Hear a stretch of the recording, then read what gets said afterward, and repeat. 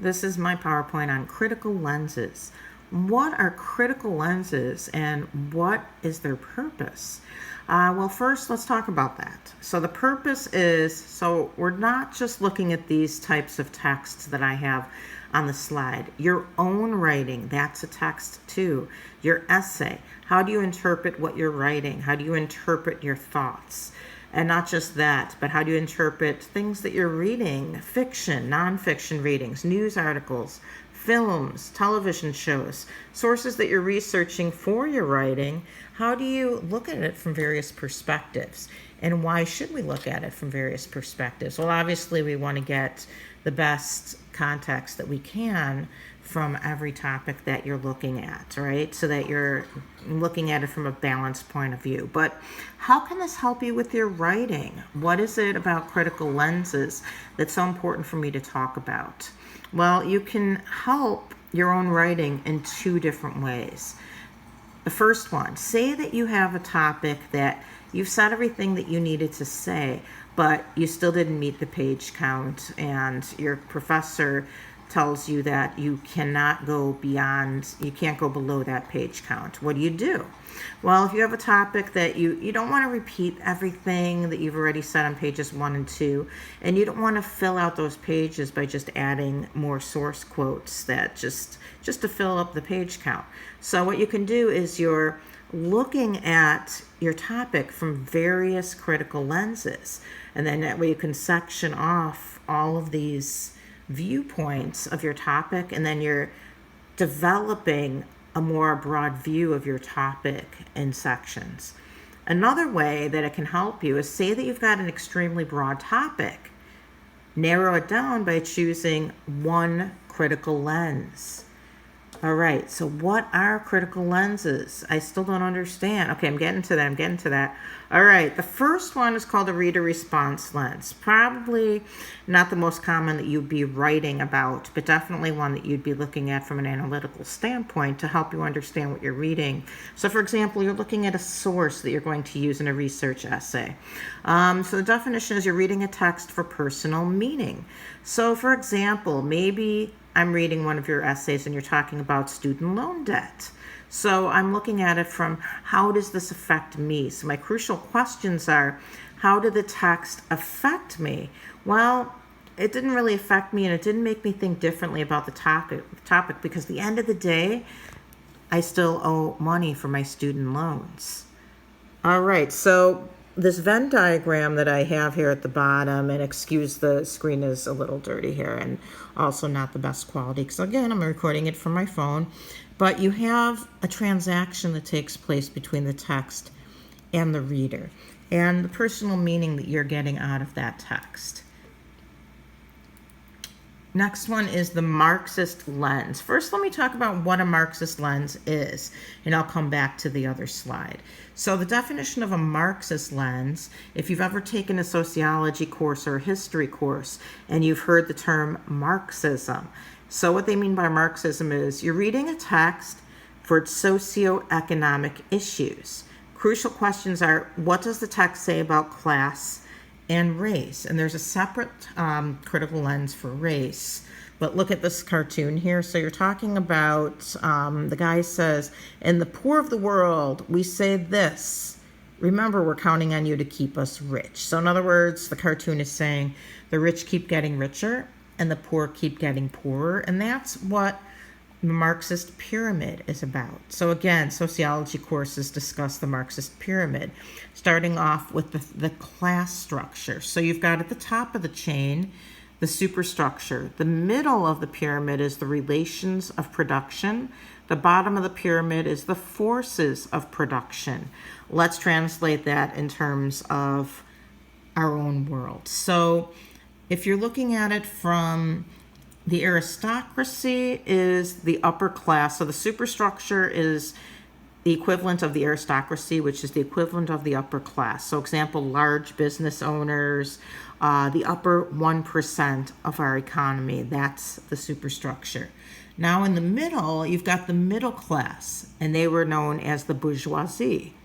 And then finally, the bottom of the food chain, that's called the forces of production, the proletariat, or the working class. And you're looking at it in the Marxist pyramid to determine in that class structure how things are written, why they're written that way, why certain characters are the way that they are based on their backgrounds.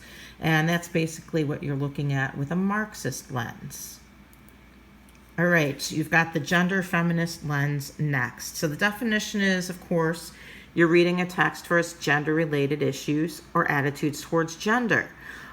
Crucial questions. What role does gender play in the text? Does the reading reflect accurate assumptions about gender roles in society, or does it distort those roles? Does it stereotype? So if you're reading something about sexual harassment in the workplace, how does it affect one gender over another?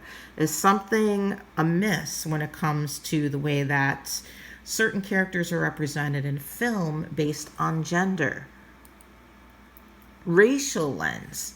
Of course, you're reading a text for its issues of race and ethnicity. And the crucial questions that you would ask with a racial lens are certain races defined as others. Are there unfair or prejudiced stereotypes? How does the text deal with cultural conflicts?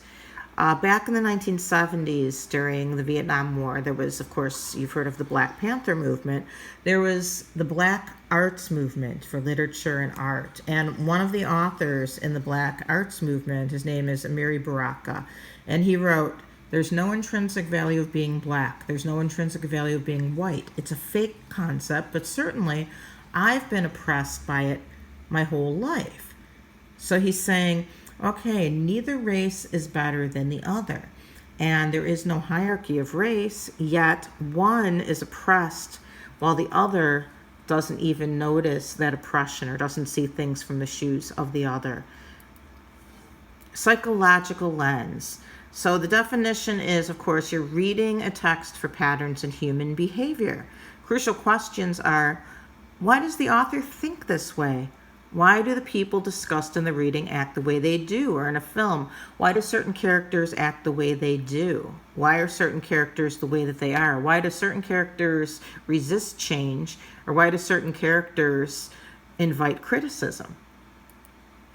A historical lens is the last one. So you're reading a text for its contextual significance. What this means is that you're including information about the author, his or her historical moment, or the systems of meaning available at the time of writing. So it just depends on when they wrote something. So, for example, if you're looking at something that was written in the 1950s, how are the viewpoints different in the 1950s than they are in 2020? Crucial questions to ask are, why did the author write this? What is the author's worldview? Is there any bias? That's if it's a debatable issue. And has your view on the given historical event changed? Maybe you thought you knew something about the historical event, but then when you're reading something from the actual time of the event, does that change the way that you thought about it? All right, so an activity that we're going to do, and I'm going to post on Blackboard in a course document, this is what I usually do when we are meeting in class face-to-face. So I have people splitting up into groups, and you're practicing looking for the critical lenses on a given topic. So say that you were to do fantasy football, and you're to choose it from, does it work with a Marxist lens, for example? Does it work from a feminist lens? Does it work from a race lens? Does it work? So you're looking at it from fantasy football. Who are the people that play fantasy football? Who are the people that are stereotyped as trying to be successful at fantasy football as those who don't? So, for example, if I'm playing fantasy football and I see that I'm playing against another woman, I'm assuming that the other woman doesn't know as much as I do about fantasy football because my whole family is deeply involved in fantasy football. We're just really we're just avid football fans, NFL fans specifically. So I can't make the assumption because I'm a female and I'm really good at fantasy football and very knowledgeable about the NFL. All right, so maybe I look at a certain commercial and I'm looking at it from a certain lens, or I could see which lenses does this commercial. And I'm going to show you some examples of commercials to show you how these critical lenses work into action. Reality television. So you could look at it from class, race, gender. You could look at it from a historical perspective. Psychological, that would be probably the top one with reality television, right? Why do these people act so ridiculous and out of whack in reality television? Gaming and violence. Again, gender role. Who is again favored in as the top gamers from a gender perspective, or an age perspective too, right? You could look at it from an age perspective. Any film or television series, or types of cars, certain types of cars, based on class, race, or gender, or even psychologically. Do people choose cars based on something within them psychologically? So these are the lenses, these are how they work, and I'm going to post some things on Blackboard under course documents that go along with this PowerPoint.